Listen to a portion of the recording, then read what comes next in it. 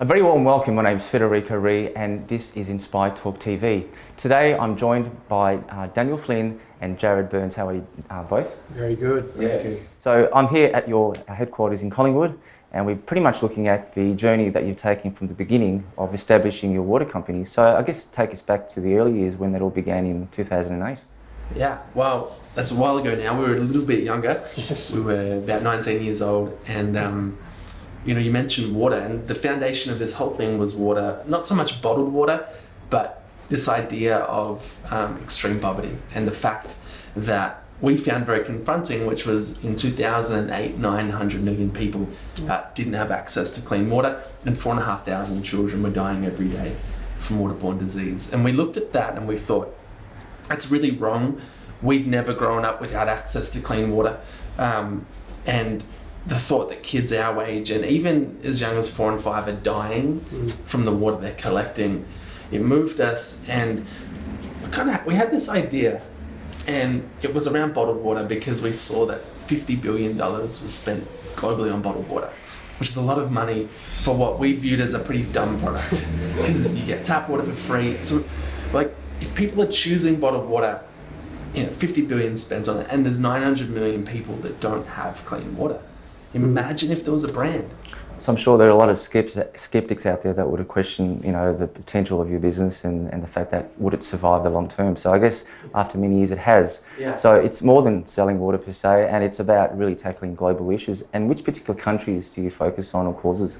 Yeah, so currently we're funded in over 20 countries. So predominantly through Southeast Asia, Sub-Saharan Africa, and even some projects here in Australia. And our model is a little bit different. So we don't do the implementation work ourselves. We really believe in the power of partnerships. So we work with small and large charities that specialize in their kind of field, and we'll partner with them. And I think the first country we visited together was Cambodia. That's kind of where it began, and it's growing from there. Yeah. So you speak about charities, and I guess collaboration is a big part to your success. So how does that work for you in terms of collaborating with organisations, small and large? I think we really want to empower the work which our project partners do. Those guys are the experts. They're so committed. They're the most inspiring people you'll ever meet. They live in communities for years and years and years, just helping them, understand how to fix a well if it breaks, and how to really be hands-on and really own the solutions. And they're just amazing people. So we really want to empower that. We want to fund great work that these organisations are doing. Yeah, right. And I think collaboration for us is such a powerful concept. Like, I think when people think they can do it all themselves, there's an arrogance to that, but also just a complete miss of the power of partnership. Yeah. You're like, we bring what we bring to the table, our project partners bring what they bring, but we look right through our business, from supply through how we do product, through even how we do marketing. It's about partnerships, and when we get that right, we see exponential growth. Absolutely. And look, you talk about the power of partnership, and I've heard other great guest speakers talk about, collaboration being the currency of the 21st century. Yeah. So I think that's definitely the key to any successful enterprise. I guess looking at it internally, operationally as well. So there's three of you, three founders. What's the challenge behind working between the three of you? The challenge. Where do we want to start? Who goes with it? It's a long answer. No, there'll be way more pros and cons, way more positives than challenges. I think when we first started, we probably didn't really understand each other that well. We didn't really understand what skills or experience each other were kind of bringing to the table. But after a couple of years, I think we got a really good grip on that. Dan and Justine, amazing visionaries, creative, marketing, just incredibly inspiring leaders. And then myself was probably sitting on the other end a little bit more around the details and the risk adverse kind of nature, and is this actually going to work? How do we actually do this? So I think once we began to harness that and understand each other, that really brought a lot of strength, to the partnership, the three of us, and we really started to acknowledge each other's strengths and how do we back each other into every decision that we do make. So. That's great, and it's great that you've found your position in the company with your particular roles and strengths, and I guess extending that forward into your team. How do you guys sort of nurture that entrepreneurial spirit? Because obviously there's a lot of that in this company in terms of innovation and pioneering new ideas, new products. Yeah, I mean, we think that's part of our DNA and kind of our heritage, and one of our values, which is really important to us, is pioneering.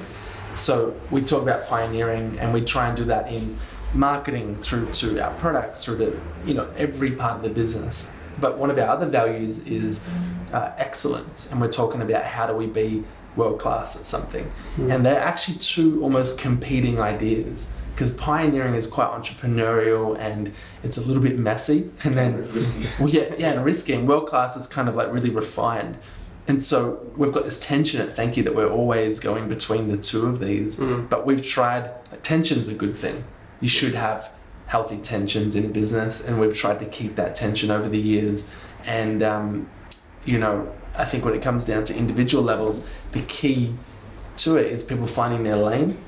Like every time someone finds their lane in a role, they can fly. It's when there's a lot of ambiguity, or they're not playing to their strengths, it gets frustrating, the results aren't there, and the business doesn't move forward. So in terms of finding that balance between the creativity and the commercial reality to your ideas and new pursuits, how do you sort of find that midpoint, and is it an ongoing challenge? Yeah, it is an ongoing challenge. I think what we're really focused a lot on at Thankyou is not just the big ideas. We're really trying to get the follow through happening. So, we are known probably for more breakthrough campaigns and ideas that people are like, how did you even pull that off? That's where we've probably found our lane. Where we're really trying to get strong is some of what may be more traditional, just really, really strong business practice. And the last 2 years for us has really been bedding that down so that we really have permission to go again with the crazy ideas. And so we've talked a lot about operational excellence the last 2 years here, which... What's your definition to that? I mean, I think it's around having world-class systems, products, people, strategy, and we're still getting there. And world-class, that may be a bit ambiguous for some people, but I think it's just amongst the best in the world. And that's hard to get to, but when you get there, you kind of almost have permission to go again. So is your mission or goal to be a world-class recognised brand? So someone in a different country looking at Thankyou in Australia, is that what you ultimately want? No, I think that's a byproduct. Of our, we are a social enterprise that is 100% focused on making the biggest contribution possible to the end of extreme poverty. The only way we'll ever do that is if we are world-class, authentic, but also world-class. So, but the goal isn't world-class and give a lot. It's actually how do we do that, and then we think the avenue to get there is, we've got to be best in class in everything we do. You've mentioned product before, and I guess the foundation of your product was always water, but it's diversified and evolved into retail products. So at what point did you decide to sort of evolve into more products? I think we never wanted to just be a bottled water company. I think the idea was so much bigger than that. It was almost let's change the convention, this is a new way of living. How can we tackle so many different points in everyday people's lives to make the greatest impact possible? So I remember a trip we went to, actually I wasn't on this trip, I think it was yourself and Justine, but they went to this projects trip in Cambodia. And it was this real wake-up call that we were funding some great water programs and with some amazing implementation partners. But it was this realization that there's so much more that we need to do. There's food security issues, there's health and hygiene issues, people don't have toilets. There's just so many basic human rights and needs which we wanted to tackle. We wanted to try and play our part and make a big impact in it. So I think from that moment we came back and thought we need to launch a range of food. We need to launch a range of hand wash, body wash, personal. And once again, those products do lend themselves to your philanthropic cause. Is that essentially the same? And very direct impact. So food funds food. Personal care funds hygiene and sanitation programs, and then our recent move into the baby care and nappy space funds maternal and child health programs. So. Daniel, I'll ask you this question. In terms of generating the necessary revenue and profit for your organisation, are you looking beyond Australian shores and looking at export markets? Yeah, so look, historically we haven't done that yet. We haven't exported, we haven't looked at other markets, but our purpose statement at Thankyou is empowering humanity to choose a world without poverty. And that's not empowering Australians, although Australians are part of humanity. We actually see a much bigger idea here, and it's just taken a long time to get the model working in Australia. We're about to launch into New Zealand. That'll be our second country launch, and if that works, we think, cool, maybe further. So we're taking quite a measured approach rather than just shooting product off everywhere.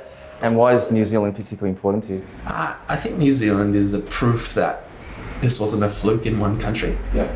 Some people could argue, you've been around 9-10 years, you grew up in Australia, it just worked. Well, it's been a hard, slog here, but we want to show that it can work in another market. And New Zealand is actually quite a tough market to launch any new product in, and globally it's known as one of the great test markets for the world. So we think it's a great market to really take Thankyou and make it their own and see where it goes, and beyond that we'll see what happens. Great.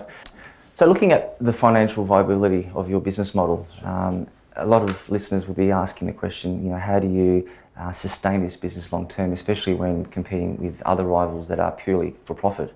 So I guess starting with the brand itself, how is that pivotal to your success? Sure. Yeah. I think there's probably two parts to it. One is product, and then the other side is how do you financially scale this? And I think we've always been passionate about product for a long time, making a remarkable product, and it kind of starts with that. And on the wall in the office, we have the two rules. Rule 1, make great product. Rule 2, never break rule 1. And it's real simple, but there's an asterisk next to rule 1, make great product. And the asterisk says in the fine print, never use a good cause to sell an average product. So for us, it becomes product number 1, but the financial scalability is a tough thing. For anyone listening going, how does this work? Good question. Because when you're giving profit, that's essentially what a lot of businesses have to invest in the future. And then not only that, but we have no shareholders, no investors. We exist 100% for a cause. Cool message, but we have no equity partners to help us scale. So the same innovative approach we've taken to marketing, we've had to take to financing. And that is how we've grown to date, through literally challenging the mold. I mean, the most recent example was we raised $2.4 million last year, or the year prior, which is a pretty good raise, but none of that was equity. Okay. That was from the sale of a book we wrote called Chapter 1, which we said was the first chapter of our story, and 100% of the profit from Chapter 1 will fund Chapter 2, the future of Thankyou. So we threw it to our consumers to say, we need funds to scale, we don't have any, buy the book, fund the future. Which is crazy because books don't make money anymore, and a bestseller would be lucky to make about $50,000 profit. But that makes me think about the communication behind your business. So the book is a great example. That's it. And that's, I guess, pivotal to what you've done recently in terms of communicating your ethos and your mission. Extending that forward into social media, how does social media, which is very cliche and kind of expected, but how key is that to achieving the followers? Yeah, massively important. We, I think when we first started, we probably really misunderstood social media, and we went about it quite a weird way, where it was almost like people could write to us and our community would write to us, but we just wouldn't respond because we're the brand. Like, it was just this weird kind of... And actually, I wouldn't go on to... Remember, I didn't have Facebook for like the first 8 months because I'm like, no, we're focusing on the business and we're trying to change the world. Facebook's a waste of time. Jaryd and Justin were on Facebook, you should get on it. We're early adopters. And I think after probably a year or two, we realized let's actually be human and be relatable. And that's probably the ethos behind our social media is human, relatable. You chat to us, we'll chat back. You complain to us, we'll have a chat with you. Like, it's a very relatable kind of platform, which I think has built a lot of trust, made the brand feel quite transparent and open to the community. Yeah. And it's been pivotal. Obviously what you're doing is working because according to my notes, I think you have 250 or 270,000 followers, which is obviously a testament to your hard work. So I guess what advice do you have to people out there that are questioning the value of social media and obviously all the effort that goes into it? Is it key for any business, especially one in your particular space? Yeah, I mean, I think the question isn't, is social media key? It's, are customers key? And if they are, which for most businesses, particularly anything in the consumer goods space or consumer, customers are key. Social media is just a really cool way to connect with people in a human way. So it's kind of the tool to get to the customers. I think people lose sight. They're like, we just must invest in social media. So we must invest in communication to customers. Social media is the tool for that. And what has built our community has been what Jaryd talked about: open, transparent communication, but also calls to action. So we've probably had maybe three huge calls to action. One, for example, was after 5 years we couldn't get our products into Coles and Woolworths, the two biggest supermarkets in our country. So we put a video up onto Facebook and it said, hey everybody, for 5 years we can't get in. But 2 weeks from today we booked a meeting with Coles and Woolworths, and right now we are asking you to upload a post or a video onto their Facebook wall to say, if you stock the Thankyou range, I'd buy it. Great strategy. Yeah, and it was a little bold because we're putting the two biggest supermarkets in the same sentence, and but it went viral. So people start singing, dancing, rapping, uploading their own videos. We're sitting back watching it going, it's crazy. Humans are amazing. and it went viral, and during that campaign we had 2 helicopter pilots. And they flew helicopters, one in Melbourne, one in Sydney, with these huge signs that said, the one in Melbourne said, "Dear Coles, thank you for changing the world. In brackets, if you say yes." And it flew over the city and around the head office for half an hour. And how long after did they accept? Well, let's just say industry... The airplane ran out of fuel? Yeah, not quite, but 5 hours after the pitch at Coles and 3 hours after Woolworths, we had national ranging. And it was off the back of a huge social media campaign, but really just a huge people campaign, and social media was the tool. So I think people and brands and businesses need to think about. It's very creative, isn't it? What you've just mentioned. You know, it's thinking outside the square and innovating. Absolutely. Your idea? Group. We've got a good team. A lot of people contribute, and it starts with an idea and then it builds. And So I guess that's the answer to the question: innovating and really disrupting and doing something completely different to grab attention. I'm conscious of your time, so I've got a couple more questions and then we'll wrap up. If I'm an aspiring entrepreneur and I want to set up another water company, what advice would you have to give them? Don't. I think thinking back to when we first started, we had some really wise business people around us giving us some advice, and one of the pieces of advice was it's going to probably take about 3 years to really get any headway and any traction in the market. And the initial thought was, that's crazy. We've got a great idea. This is going to just skyrocket immediately. Who wouldn't buy it?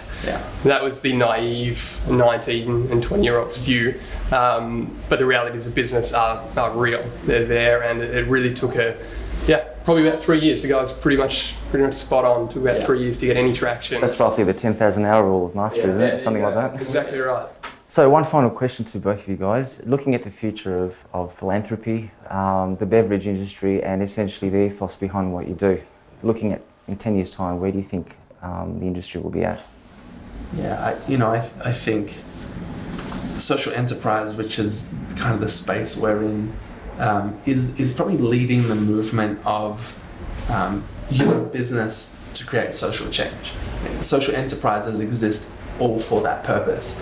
But what's happening and should happen, and the trend is already heading that way, is that every business is thinking about how they integrate social change within their supply chain, through their employee base, through the outcomes. Like, really every business should be making significant social contribution, and we are seeing that. It used to be called CSR, good corporate social responsibility, but I think it's going a lot further than token gestures. Is it called social entrepreneurship, or is that a bit of a fancy word to describe it all? It is, but I think some people probably have taken that badge and put it on as almost a cover to not really digging deep on social issues. And I think over the next 10 years we'll see more of that come to light. I think also what we'll see is transparency being just absolutely pivotal to any enterprise, social enterprise, anything that's claiming that they're going to do something for the world. I guess transparency, I wouldn't expect anything less with water. So yeah, it makes complete sense for you. Look, if it's not clear, then you probably don't want to drink it. I think, yeah, transparency is key. For us, we try and be as transparent as possible. We run that track your impact system where you can see the exact projects which you're going to fund. I think that is where the industry will go. Proving impact is going to be key. Exciting times ahead, and I really want to thank you both for your insights. It's been amazing to hear your story, and thanks for your time. Awesome. Thank you.